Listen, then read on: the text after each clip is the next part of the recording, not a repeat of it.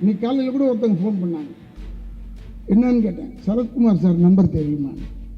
ஏங்கன்னு கேட்டேன். இல்லை நாங்கள் கூட்டணி வைக்க வரோம், தனியாக நிற்போம் அப்படின்னு சொல்லிச்சாப்பா. வீராங்கனைடா, தனியாக நிற்கிறேன்னு சொல்லுது. வல்லமா சரத்குமார்கிட்ட சொல்லி ஜாயின் பண்ணி விட்டுடலாம் அப்படின்னு நினச்சேன். கேவலம் என்னென்னா, அவர் வீட்டு தேடி போய் நீ சால் போடுறிய சகோதரர் விஜயகாந்துக்கு. இன்னைக்கு வரைக்கும் தெரியாது விஜயகாந்துக்கு நீ தான் வந்து போட்டியா இல்லையான்னு. நான் தான் மோசமாக பேசுகிறேன்னு எல்லாரும் நினச்சிட்டு இருந்தாங்க. எனக்கு மேலே இருக்கப்பல நம்ம விஜயமாவுடைய பிள்ளை விஜயகாந்த் பிள்ளை ரொம்ப பிரமாதமாக பேசுகிறான். பாடா மற்றவங்க மட்டும் பேசுகிறான். ஏன் சொல்ல சமட்டு மணிக்கு பேசுகிறான். ஏன் அவன் பேசுகிறத கேட்டிருந்தா இன்னைக்கு ராமதாஸ் ஐயா போகக்கூடாது அந்த வீட்டுக்கு. சகோதரர் விஜயகாந்த் சிங்கம் மாதிரி எங்களுடைய கும்பல்ல சிங்கம் மாதிரி நிற்பான். இப்போ பாவையா தட்டி விட்டாங்க, டக்குன்னு தட்டினா நிற்கிறாரு. நீ அட பொம்மை மாதிரி ஆகிட்டீங்க. இந்த அரசியல் பணம் தானே ஏதாவது கொடுத்துருப்பாங்க. என்ன ஒரு 4 சீட்டுக்கு ஒரு 100 கோடியா 200 கோடி கொடுத்தாங்க. அந்த இளவு பணத்துக்காக வேண்டாம் அப்படி சாவடிக்கணும் ஒரு மனுஷனை. ஒரு கமலஹாசன் மேதாவி, அவர் வந்து அரிஸ்டாட்டிலே கரைச்சி குடித்தவர். அப்புறம் பல அறிவாளிகளை கரைச்சி குடிச்சவர். நம்பி வந்த 4 பேரையே துரத்தி விட்டாரு. சரி, அதை விட அப்புறமா பார்த்துக்கலாம். இவருடைய 4 தொகுதியில் பாமக ஓட்டு போடாது. அவனுடைய 7 தொகுதியில் விஜயகாந்த் கட்சி ஓட்டு போட மாட்டான். சகோதரி திருமதி பிரேமலதா பேசும்போது நான் சந்தோஷப்பட்டேன். 37 எம்பி போனாங்களே. மேடம் என்னை வந்து எங்கள் அண்ணா திமுக நீங்கள் திமுக வந்துட்டீங்களேன்னு சொன்னாங்க. இல்லையா, முதல்ல நான் திமுகவில் தான் இருந்தேன். ஆனால் போயிட்டு இப்போ திருப்பி இங்கே தான் இருக்கிறேன் அப்படின்னு சொல்லுவேன். நான் எங்கே இருந்தாலும் நம்ம திராவிடத்தில் இருக்கிறோம் அப்படின்னு சொல்லுவேன்.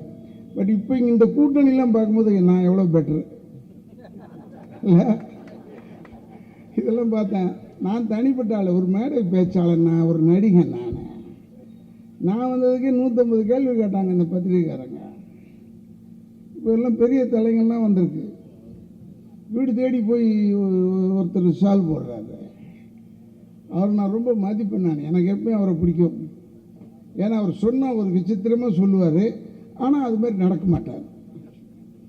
அவர் எப்பேற்பட்ட தலைவராக இருக்கிறாரு ஆச்சரியமாக இருக்குன்னா,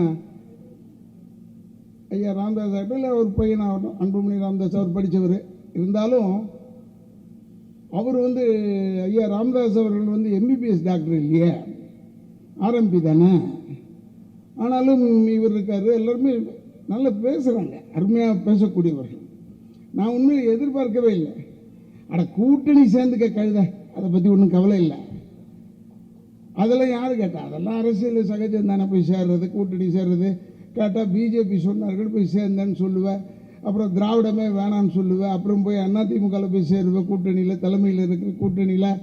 அதெல்லாம் தப்பு கிடையாது. சரி, அது ஏதோ கதை இருந்துட்டு போன்னு விட்டுலாம். ஆனால் கேவலம் என்னென்னா,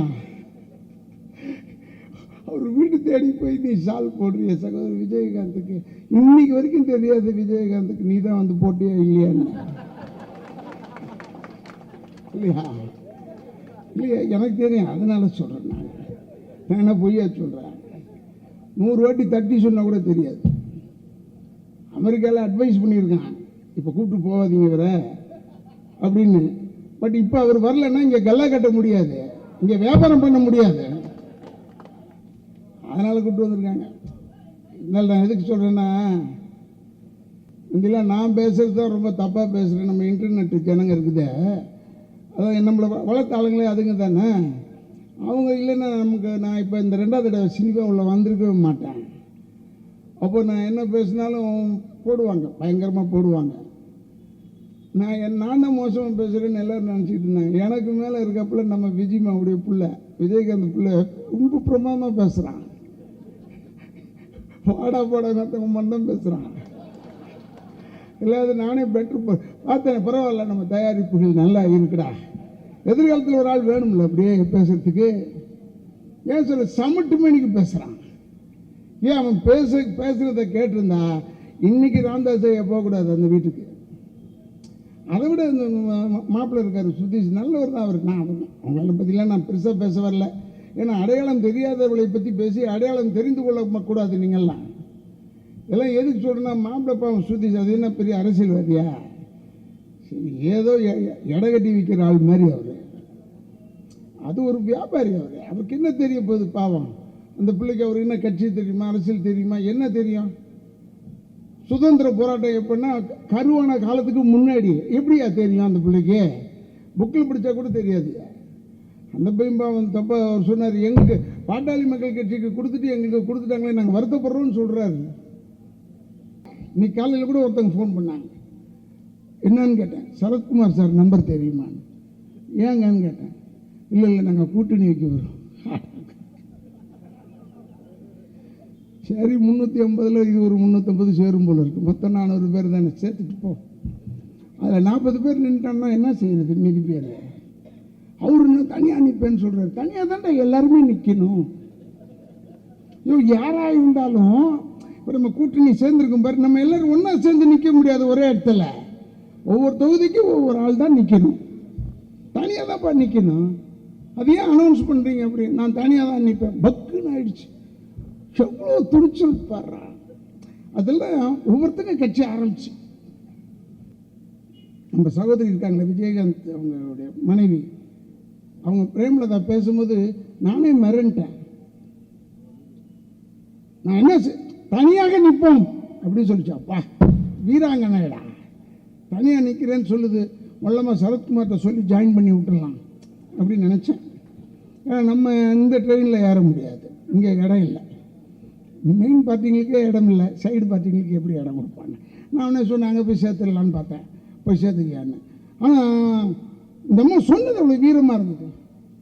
அப்போ தான் நான் ஒரு ஊரில் ஒரு ஃபங்க்ஷனில் ஒரு பெரிய ரவுடி ஒரு மேடையில் உட்காந்துக்கிட்டு, ஏய் உனக்கெல்லாம் சொல்கிறேன், எவனாவது எதிர்த்து பேசிட்டு இருந்தீங்க, ஏந்திரிச்சேன் தொலைச்சி போடுவோம் உங்களை. நான் ஏந்திச்சு வந்தேன்னா முடிஞ்சது கதை. நான் நம்பிட்டு இருந்தேன், ஒருவேளை ஏந்திரிச்சா முடிச்சுடுவார் போல. அப்புறம் சொன்னேன், அவனால் ஏந்திரிக்க முடியாதுங்க, அதனால தாங்க அப்படி சொல்லிக்கிட்டு இருக்கான்னு. அந்த மாதிரி ஆயிடுச்சுடா அந்த அம்மா சகோதரி. நான் தனியாக அனுப்பேன், அடுத்த வாட்டி சொன்னால் நம்ப மாட்டேங்க. நான் தனியாக அனுப்பேன்னு சொன்னேன். அதனால சொல்கிறேன், என்னென்னா எனக்கு வேதனை என்னென்னா, அந்த சகோதரி விஜயகாந்த்லேருந்து எல்லாரையுமே போட்டு கசக்கிறத பார்க்கும்போது வருத்தமாக இருக்குது. அந்த அந்த சகோதரி விஜயகாந்த் சிங்கம் மாதிரி எங்களுடைய கும்பலில் சிங்கம் மாதிரி நிற்பான். இப்போ பாவையா தட்டி விட்டாங்க, டக்குன்னு தட்டினா நிற்கிறாரு. நீடா பொம்மை மாதிரி ஆக்கிட்டீங்களாடா. அதை நினச்சி தான் வேதனை. இது என்னடா பழாப்போன கட்சி, இந்த அரசியல் பணம் தானே ஏதாவது கொடுத்துருப்பாங்க. என்ன ஒரு 4 சீட்டுக்கு ஒரு 100 கோடியோ 200 கோடி கொடுத்தாங்க. அந்த இளவு பணத்துக்காக வேண்டாம் அப்படி சாவடிக்கணும் ஒரு மனுஷனை அதுக்காக சாவடிக்கிறது. அதுக்காக அமெரிக்காலேருந்து கூப்பிட்டு வந்துட்டியே. நான் யாரையும் கூப்பிட்டு யார் செஞ்சீங்களோ அந்த அவங்க குற்றம் தானே. இப்போ எப்படி அந்த அம்மாவை கொன்னாங்களோ அவங்க கொன்னவங்களும் குற்றவாளி தான். நான் நன்றியோடு சொல்கிறேன், 4 வருஷம் அந்த அம்மாவோட எம்எல்ஏவாக இருந்ததுனால நான் பேசாமல் இருக்கேன். இல்லை வாயை திறந்தேன்னா அசிங்கப்படுத்தி போடுவேன் நான் எல்லாரும். ஏன் நான் சொல்கிறேன், வேதனையாக இருக்கிறதுடா. அந்த அம்மா நின்று மௌனம். இப்போ ஹெலிகாப்டரில் நின்றுட்டு 2 பேரும் பேசிக்கிறாங்க. ஆனால் ஓபிஎஸ் களி இந்த ஹெலிகாப்டர் கீழே தானே படுத்துருப்போம் நம்ம எல்லாம்.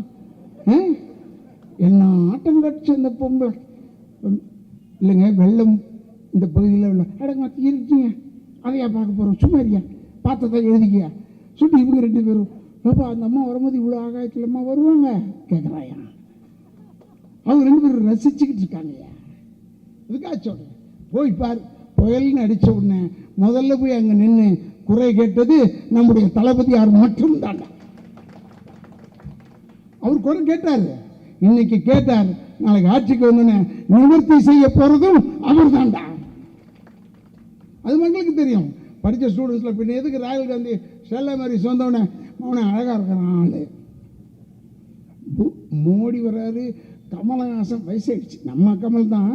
அவர் ஹீரோவாக இருந்தார், நிறைய செஞ்சார், அதனால் சாகசங்கள் செஞ்சார். அப்படி இருப்பாரோன்னு பார்க்க வருவாங்க. மோடி வருது, நிறைய கூட்டம் வருது. எடப்பாடி அண்ணனுக்கு கூட்டம் வருது. காலேஜ்லேருந்து பசங்களை கூப்பிட்டு வந்து உட்கார வைக்குது. அவன் ராகுல் காந்தியை பார்த்தா அப்படியே ஹீரோ மாதிரி இருக்கான், சக்க சவேல்னு இருக்கான். இந்த நாள் பிரதமர் ஆனால் போய் பேசினா ஒரு மரியாதை இருக்கும். இவன் தாடியை வச்சுக்கிட்டு கேடியை வச்சுக்கிட்டு அதை 6 லட்ச ரூபா கோட்டு போடுறதுனால நீ பெரிய ஆளா இல்லை.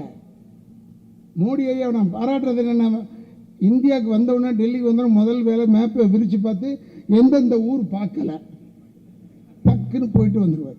இது பார்த்துமா, இது பார்த்து அல்லது புள்ளி வச்சுக்கிட்டே வரான் அந்த ஆளு. அதுதான் கண்டாரே ஒழிய இந்த நாட்டுக்கு, இங்கே இருக்கிற தமிழ்நாட்டுக்கு வராத மனிதன் இப்போ 3 தடவை வர்றதுக்கு காரணம் என்ன?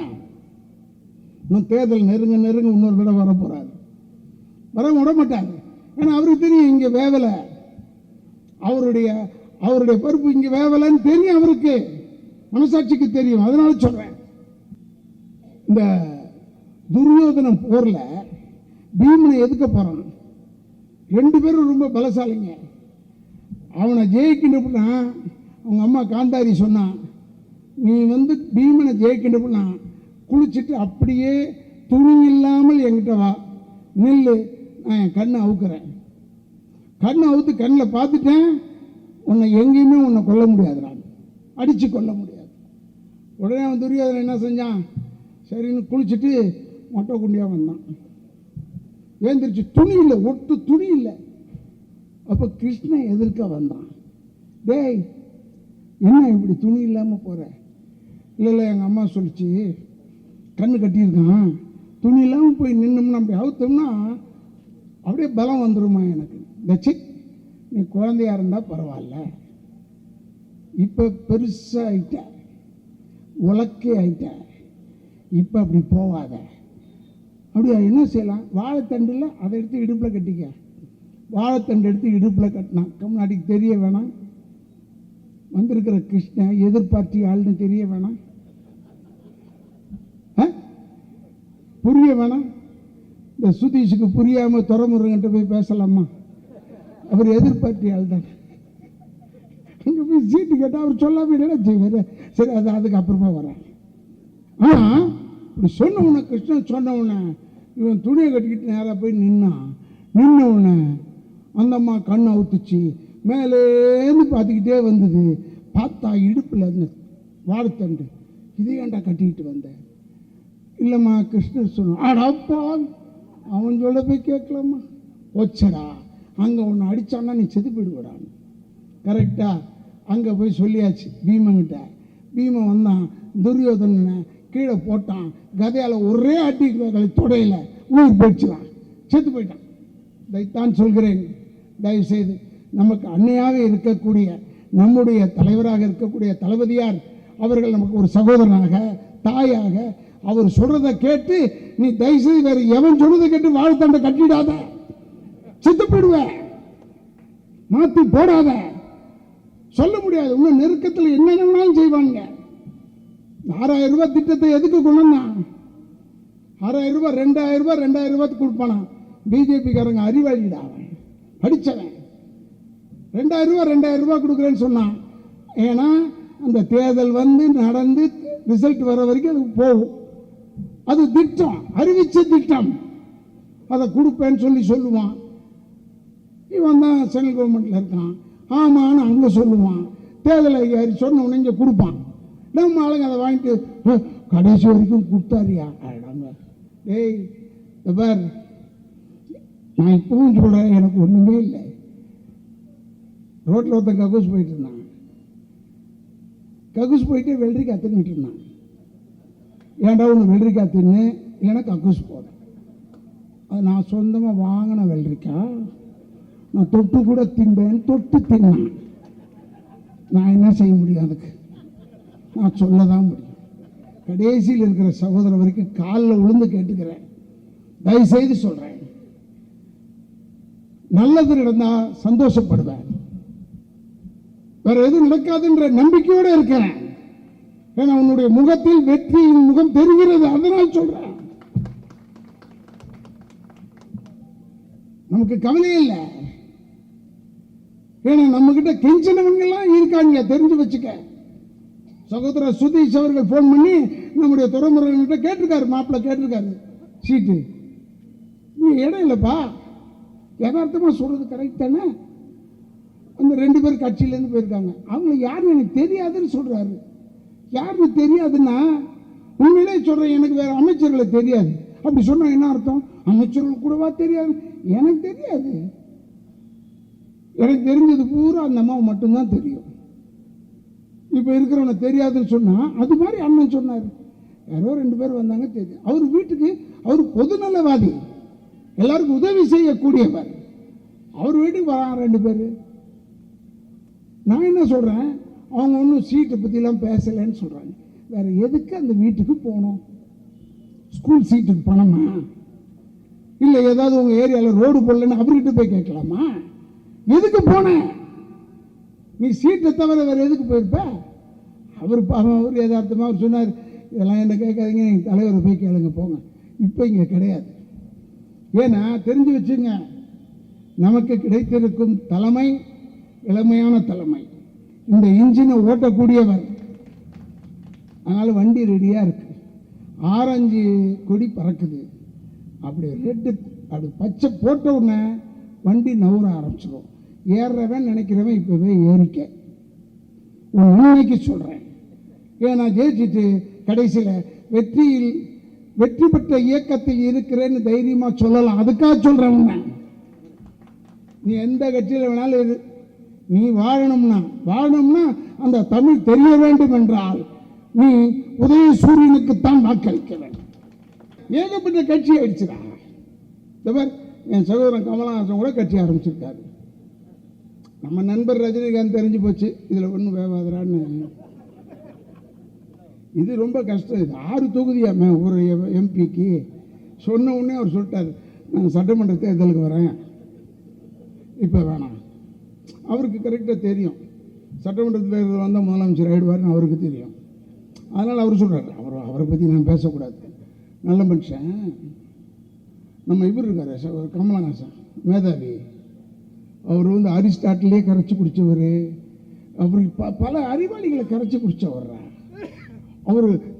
இதான் முதல் முறையாக ஒரு கட்சியில் நான் பார்க்க, என் வயசுக்கு ஒருவேளை நான் அந்த அளவுக்கு அறிவாளி இல்லை. இந்த தேர்தல் நிற்கிறதுக்கு உங்களுக்கு ஃபார்ம் தர்றது தலைமை கழகத்திலையும் தரப்படும், பொள்ளாச்சியிலையும் தரப்படும். என்னடா ஆச்சரியமாச்சு, 2 இடத்துல தர்றாங்கடா. அது அவர் தர்றது நேராகவும் தர மாட்டாரு. இப்படி பார்த்துட்டு அப்புறம் எப்படி அது சரி நீ வாங்கிக்கிங்க கொடுத்துக்கிட்டே இருக்காருடா. எவ்வளோ பேர் நிற்கிறாங்க. அவர் சொல்லியிருக்காரு, எம்பியில் 40 தொகுதியிலையும் நிற்போம். அவர் சாயம் வெளுத்துறோம், அதெல்லாம் எனக்கு தெரியும். ஏன்டா யாருமே சேர தயாராக இல்லை. அவர் சொல்கிறாரு, திமுக என்பது, ஏன் நீங்கள் திமுக சேர மாட்டீங்க? திமுக என்பது ஊழல் மூட்டை, நான் சேர தயாராக இல்லை. ரொம்ப அழகாக சொல்கிறாங்க. இப்போதான் நான் நினச்சிக்கிட்டேன், என்ன அறிவாளிப்பார். ஏன்னா இவர் வந்து அப்படியே உத்தம புருஷனாகவே வாழ்ந்தவர். ஒரு சின்ன தப்பு கூட சொல்ல முடியாது, ஒரு ஊழல் சொல்ல முடியாது அவர் மேலே. அவர் எல்லா பணமுமே ஒயிட்டில் தான் வாங்குவார், பிளாக்கில் வாங்கவே மாட்டார். அது ஊழல் செய்யாதது. சும்மா நம்பி வந்த 4 பேரையே துரத்தி விட்டார். சரி, அதை விட அப்புறமா பார்த்துக்கலாம். நான் எதுக்கு சொல்கிறேன்னா, பேசுறது யோகிதை இல்லாதவெல்லாம் பேசுகிறான்டா. நான் சகோதரர் கமலஹாசன் நல்ல நடிகன், அதை நான் ஒத்துக்கிறேன். அதில் இருந்து நான் தப்பு சொல்ல மாட்டேன். நான் நடிகர் திலகத்துக்கு பிறகு நான் ரொம்ப பாராட்டுற ஒரு அற்புதமான நடிகர்னா கமலஹாசன் தான். நான் சினிமாக்காரப்பேன், அதனால தான் சொல்கிறேன். அவர் ஒரு கட்சி ஆரம்பிச்சுக்கிட்டார். அதில் ஒரு சின்னம், அதில் 3 கை வெளியே தெரியுது, 3 கை உள்ளே போயிடுச்சு. சரி, அதை விட நமக்கே அதெல்லாம் சொன்னால் ஏதோ தப்பாக சொல்கிறேன்னு சொல்லுவாங்க. இல்லை உள்ளன்னா இந்த கைக்கு உள்ளே போயிடுச்சு, அதுக்காக சொல்கிறேன். அவர் ஒரு கட்சி, ஆளாளுக்கு ஒரு கட்சி தான். ஆனால் நான் பாட்டாளி மக்கள் கட்சியை ஏன் நான் பாராட்டுறேன்னா, சகோதரர் அன்புமணி ராமதாஸ் சொன்னார், இவங்க 2 பேரும் மானங்கட்ட பயிலுகையா. எனக்கு பயங்கர கோபம் வந்துருச்சு. சே, என்னடா எடப்பாடி என்னையும் ஓபிஎஸ் என்னையும் இப்படி மானங்கட்ட பையன்னு சொல்கிறாருன்னு. அது இப்போ ப்ரூவ் ஆகிடுச்சு. இல்லை, அவர் சொன்னது உண்மை தானே, நான் சொல்லலை, அவர் சொன்னார். 2 பேர்களும் மானங்கட்ட பயிலுங்க என்ன சேர்ந்துட்டு இப்போ வந்து அவர் தோட்டத்தில் போய் இவங்க சாப்பிட்றாங்கல்ல. அப்போ என்ன, அவர் சொன்னது தானே கரெக்டு, அதை நான் ஒத்துக்கிட்டேன். இன்னொன்று நல்ல விஷயம் நமக்கு செஞ்சுருக்காங்க. இந்த திராவிட கட்சிகளோட நாங்கள் கூட்டணியே கிடையாதுங்க. 200% எந்த திராவிட கட்சி, அண்ணா திமுக எதுலையுமே சேர மாட்டாங்க. ஆனால் இப்போ அண்ணா திமுக போய் அவர் சேர்ந்ததுனால திமுக மட்டுமே தான் திராவிட கட்சி என்பதை நிரூபிச்சிருக்காங்க. அவங்க சொல்லியிருக்காங்க. ஏன் நான் சொல்லலை, இதை நான் சொல்லணும்னு அவசியம் இல்லை. ஏன் நான் சொல்கிறேன்னா, இங்கே மக்கள் காப்பாற்றப்படணும்னா ஒரே சின்னமாக இருக்கக்கூடிய, எல்லாரையுமே ஒரே சின்னத்தில் நில்லுங்கன்னு சொல்கிறாங்க. ஜனங்களுக்கு தெரிஞ்ச ஒரே சின்னம் உதய சூரியன் மட்டும்தான். அதுக்காக சொல்கிறேன், நம்ம கூட்டணி கட்சியில் தப்பாக சொல்லலை. எங்ககிட்ட வந்து கிங்காக இருந்தாரியா அண்ணன் வைகோக்கு ஒரு சீட்டு தான். இங்கே முடியலையாடா, டிராஃபிக் ஜாமாக இருக்குது. இங்கே அங்கே கடைசி வரைக்கும் 2 பேர் இருக்காங்க ரெடியா. நாளைக்கு முடிவு தெரியும், நாளான்னைக்கு முடிவு தெரியும்னு 4 1 பிச்சு கிச்சு கொடுத்து. எங்கள் அண்ணன் எவ்வளோ பெரிய ஆள் அவர். அவர் ஐயா மூப்பனார் அவருடைய மகன், எனக்கு ரொம்ப பிடிக்கும் அவரை. அவருக்கு ஒரு சீட்டு கொடுத்துருக்காங்க. தேவையில்லையா அப்படிலாம் நம்ம நின்று எலெக்ஷனில் நின்று என்ன செய்ய போகிறீங்க? எதுக்கு சொல்கிறேன்னா, நீங்கள் ஒன்று தெரிஞ்சு வச்சுங்க, அண்ணா திமுக கூட்டணி ஜெயிக்காதுன்னு பிஜேபின்னு ஒரு ஆள் இருக்காங்க, அது போதும். ஐயா நம்ம பூரா தேர்தல் பிரச்சாரம் பெருசாக செலவு பண்ணியெல்லாம் தேவையே இல்லை. அங்கே பிஜேபி இருக்காங்க, தேராது. ஏன்னா பிஜேபி வர்றதுக்கு எப்படி இருந்தாலும் ஒரு 300 வருஷம் ஆகும் தானே சொல்லியிருக்கோம். அதெல்லாம் வரவே முடியாது. மோடி ஐயா வந்து 100 தடவை இங்கே மீட்டிங் பேசி வணக்கம் நன்றி சொன்னா கூட நீ தேர முடியாது. ஏன் சொல்றேன்னா, செய்யறது பூரா செஞ்சுவிட்டு வந்து கடைசி சீனில் மன்னிப்பு இந்த வில்லன் புறப்பு நாங்களாம் இருக்கோம், எல்லாம் கெடுத்து விடுவோம், எல்லாம் செய்வோம் பொள்ளாச்சி மாதிரி. புரியுதா? அந்த படத்தில் நான் அப்படி தான் நான் வருவேன், மந்திரி மாவேன் இல்லை மந்திரியாக வருவேன். ஒரு ஒரு ஒரு 20 பொம்பளைங்களை விட்டு கெடுப்பேன். இவங்க ஒரு 40 கெடுத்துருக்கான். அதுக்கு என்ன இருக்கு? அதில் ஒன்றும் தப்பு கிடையாது.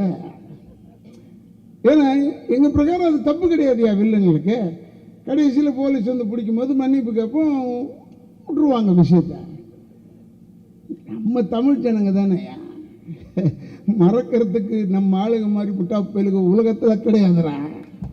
தமிழ்நாட்டில் ராமதாஸ் ஐயா ஒரு பக்கம் இருக்காரு, இந்த பக்கம் 2 பேர் சண்டை போட்டுட்டு ஒன்றா இருக்காங்கடா. இப்போ வேறு சகோதரர் விஜயகாந்த்லாம் அதெல்லாம் இருக்கட்டும்.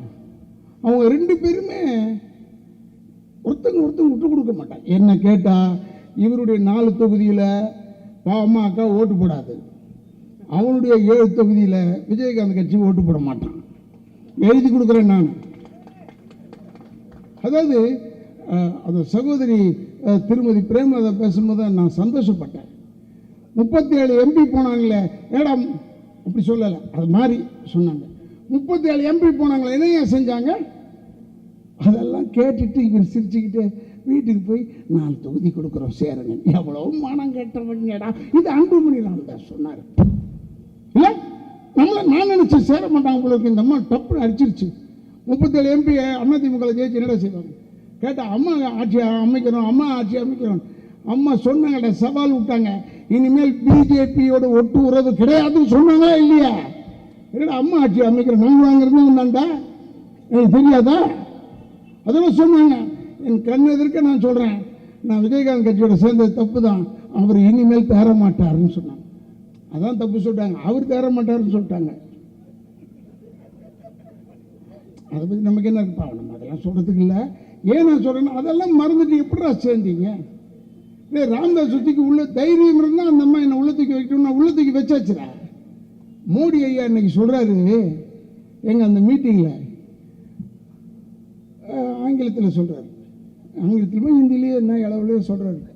அவர் சொல்கிறார், அது பக்கத்தில் அந்த மொழிபெயர்ப்பாளர் இந்த ராஜா அவன் ஒருத்தன், இவர் சொல்கிறார், டிஎம்கே உங்களுக்கு தெரியணும், உங்களை கவுத்த கட்சி தான் காங்கிரஸ், அது கூட கூட்டணியான்னு கேட்குறாரு. இப்போ நான் கேட்குறேன், ஏடிஎம்கே யார் தெரியுமா? அந்த அம்மா ஒரு சீட்டில் கவுத்தது தான் வாஜ்பாய், பிஜேபி ஆட்சி. நீ ஏன்டா கூட்டணி இருக்க? ஏடா உங்களுக்கு தித்திக்கலாம், எங்களுக்கு தித்திக்க கூடாதா? என்னடா கதை விடுறீங்க? ஏடா சத்தியசீலங்க மாதிரி பேசுகிறேன். இப்போ கூட பாவம் நம்ம சகோதரர் ஆனால் ஏசி சண்முகனன்னுக்கலாம் அவங்களை போய் திருப்பி வேலூரில் நிற்க வச்சுருக்காங்க. நல்ல மனுஷன்தான், பணம் இருக்குது, வசதி இருக்குது, அதெல்லாம் கரெக்டு. இப்போ நம்ம இவர் ஐசிறி கணேஷ் வந்து நிற்கிறாரா தேர்தலில்? புத்திசாலி, பணத்தை வச்சு படம் எடுக்கணும், அப்படி ஜாலியாக போயிட்டார். நீ அது மாதிரி போகாமல் நீ ஏன் இந்த தேர்தலில் இங்கே வந்து நிற்கிற? இல்லை வெத்தலைபா கடைக்கார மாதிரிலாம் இருக்கிறவங்களாம் வந்தால் ஏற்படுறா நாடு? கொஞ்சமாவது ஜென்யூனிட்டி வேணாமா எல்லாருக்கும்? இப்போ நம்ம திருமாவளவனை எடுத்துக்கிட்டிங்கன்னா பார்த்தீங்கன்னா அவன் வந்து ஒரு போராளிடா, தெரியுதுடா, பார்த்தா திருமாவளவனை பார்த்தா தெரியலையா, போராட்டம் பண்ண ஒரு தகுதி உள்ளவன்டா. அண்ணன் வைகோ வந்தாருன்னா போராடக்கூடியவர், பேசக்கூடிய ஒரு தகுதி உள்ளவர்ரா. இது மாதிரி எல்லாரையும் நம்ம வச்சுருக்கோம். ஏன் நான் சொல்கிறேன்னா, தயவுசெய்து தமிழ் மக்களாகிய நீங்கள் வீட்டில் போய் சொல்லி எல்லாரும் நம்ம நல்லா இருக்கணும்னா உதயசூரியன் தான் வெற்றி பெற வேண்டும், நம்ம தளபதியார் வந்து முதலமைச்சராக வர்றோம் அப்படின்னு நினச்சே போடுங்க. இப்போ என்ன ஒன்று நான் சொன்னதை மனசில் வச்சுக்கங்க. 2 விஷயம், ஓட்டு போட்டுட்டு பார்த்துக்கிட்டே இரு, லைட் எரியுதான்னு. லைட் எரிஞ்சோன்னு வெளியே வா. அதெல்லாம் சும்மா சால்ஜாப் சொல்கிறாங்க. வடநாட்டிலலாம் நிறைய இடத்துல அமுத்துனது ஒரு இடமும் ஓட்டு விழுந்தது வேறு ஒரு இடமா. நான் சொல்லலை, ரெக்கார்டே இருக்குது. அதனால் சொல்கிறேன். ஏன்னா நம்ம ஊரில் இன்னும் கொஞ்சம் குழப்பத்தில் இருக்கான். என்ன செய்கிறது, என்ன செய்ய குழம்பாத. எங்கள் அப்பா நல்லவன் வாழ்வானில் சொல்லுவார், எம்ஜிஆர் எதிர்த்து இவர் தேர்தலில் நிற்பார், அவர் ஜெயிச்சிருவார், இவர் தோற்றுருவார். எம்ஜிஆர் ஜெயிச்சிருவார், எங்கள் அப்பா தோற்றுருவார். ஆனால் 2 பேரையும் தூக்கிட்டு ஆடிக்கிட்டே போவானுங்க, ஜெய ஜெய ஜெயன்னு. அப்போ எங்கள் அப்பா கேட்பார், ஏண்டா யாரா ஜெயிச்சா யாரா தோத்தா? அவர் ஜெயிச்சுட்டாருங்க, நீங்கள் தோத்துட்டீங்க. அடப்பாவிகளா, ஏடா அவனையும் தூக்கிட்டு ஆடுறீங்க, என்னையும் தூக்கிட்டு ஆடுறீங்க, என்னடா நாட்டு மக்கள். இது மாதிரி பல தடவை சொல்லியாச்சு மக்களுக்கு. இன்னும் அப்படியே தான் இருக்கான். மாறணும். நீங்க நம்மளை பத்தி சொல்றான், இப்பவும் சொல்றான், குடும்ப அரசியல் நடத்துகிறார். அவங்க அப்பா இப்படி செஞ்சார், இப்படி பண்றாரு, இப்போ வந்து நம்ம தளபதி இப்படி பண்றாரு. ஏடா நீ அன்புமணி ராமதாஸை கூப்பிட்டு வரியா? அது குடும்பம் இல்லையா? அவர் குடும்பம் உன் குடும்பம் இல்லையா? ஒன்று அதையாவது சொல்லி தொலை. இல்லை அவர் என் குடும்பம் இல்லைன்னு சொல்லு, அதையும் சொல்ல மாட்டேறிய. அப்போ நீங்கள் மட்டும் குடும்பம் சொல்லணும்னா நாங்கள் சொல்லக்கூடாதா? எதுக்கு சொல்கிறேன்னா, அது வாழையடி வாழையாக வந்துக்கிட்டே தான்டா இருப்போம். இந்த திராவிட இயக்கம் இருப்பது வாழை மரம் மர்றா, எவ்வளோ வெட்டினாலும் ஒரு கண்ணு வந்துக்கிட்டே இருக்குண்டா அந்த இடத்துல. தெரிஞ்சுக்க, தயவுசெய்து சொல்கிறேன், பாதங்களை தொட்டு வணங்கி கேட்டுக்கிறேன். ஏன்னா நீங்கள் வந்து மற்ற கட்சியை பற்றிலாம் பயப்படாதீங்க. அவன் நிறைய பேர் இருப்பாங்க, கத்துவாங்க. அதெல்லாம் ஒரு திமுகவுக்கு அவங்க சவால் விட்டு ஜெயிக்க முடியவே முடியாது. அதெல்லாம் நம்மளும் எல்லாரையும் பார்த்துருக்கோம், எல்லா விதமாகவும் பார்த்துருக்கோம். அப்போ இவன் எப்படி கத்துனா, இவன் எப்படி டுகால் பாச்சா பண்ணால் நம்மளும் அதெல்லாம் பண்ணுவோம். நமக்கு தெரியாமல் இல்லை, அதெல்லாம் நம்ம பார்த்து பழகினவங்க தான். வேறு யாராவது புது ஆளுங்கிட்ட சொன்னால் தான் கரெக்டு.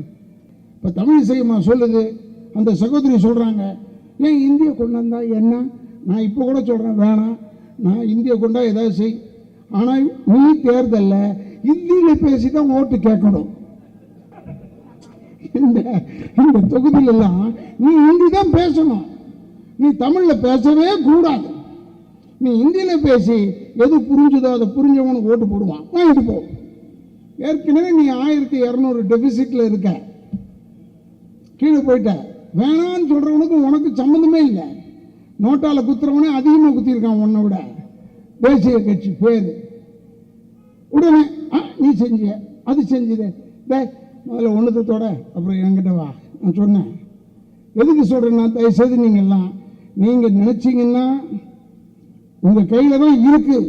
என்ன ஒன்று ஓட்டு போடும்போது அமுத்துறோம்னா லைட் எரிதா பாரு, நம்மதில் விட்டுட்டு வந்தேன், அது வேற எங்கேயோ எரியுதுன்னு சொல்லலாம். நடந்திருக்கு, நான் சொல்லலை. இந்த சப்பமுக்காரன் மணிப்பூர், ஜெய்ப்பூர், நேபாள் அங்கங்கேருந்து வந்தவனை பிடி வந்தான்னா அது ஒன்று. 2வது, இதுக்காக ஒன்றும் இல்லை. இப்போ கூட வரும்போது சொன்னாங்க, பார்த்து பேசுங்க, ஏன்னா எது பேசுகிறாலும் கைது பண்ணுவேன்னு சொல்லிட்டாங்க. அடப்போட இங்கே இருக்கிறது பொருள் பெட்டராக இருக்குடா. உண்மையில சொல்கிறேன், இங்கே பார்க்கறதுக்கு கச்ச கச்ச கச்ச கச்ச கச்ச அட்மினிஸ்ட்ரேஷனே இல்லைடா அந்த நாட்டில். அட்மினிஸ்ட்ரேஷன் இல்லைடா. போலீஸ் சொல்கிறாரு, ஒருத்தர் காவலுக்கு நிற்கிறவர் சொல்கிறாரு, ரவி சார் கொஞ்சம் வண்டி எடுத்துங்க சார். ஏர்போர்ட்டில் முந்தானத்து ஹைதராபாத் போகும்போது ஏங்கன்னு கேட்டேன். எடப்பாடி வர்றாரு சார். ஏன் எடப்பாடி முதலமைச்சர்னு சொல்ல மாட்டியா? நான் கேட்டேன். என்ன எடப்பாடி தாஸ் விடுங்க சார் அப்படி சொல்லுவார். போலீஸில் நம்மளுக்கு நிறைய பேர் இருக்காங்கல்ல, நல்லவங்க தான் போலீஸ். அதனால தானே நீங்கள் ஒரு நேரடியாக அந்த குழந்தை கதறான், அண்ணா என்னை விட்டுருங்கண்ணா, அண்ணா பெல்ட்டால் அடிக்காதீங்கண்ணா, அண்ணா நான் கழட்டிடுறேண்ணா, பேண்ட்டை கழட்டிறனான்னு கேட்குற ஒரு அவமானகரமான சூழல்ல தமிழ் மண் இருக்குன்னா காசுக்கு எதையும் திம்போன்னு சொல்கிற இந்த கூட்டத்தை என்ன பண்ணுறதுன்ற கொலை வெறிதான் அப்போதைக்கு எனக்கு வந்தது. ஏன்னா சாமானிய பெண்கள் அப்படின்னு ஒன்று எதை வேணாலும் செஞ்சு அவங்கள இது பண்ணிக்கலாம் அப்படின்னு நினைக்கிற கேவலமான விஷயத்தை தான் நான் அதில் பார்த்தேன்.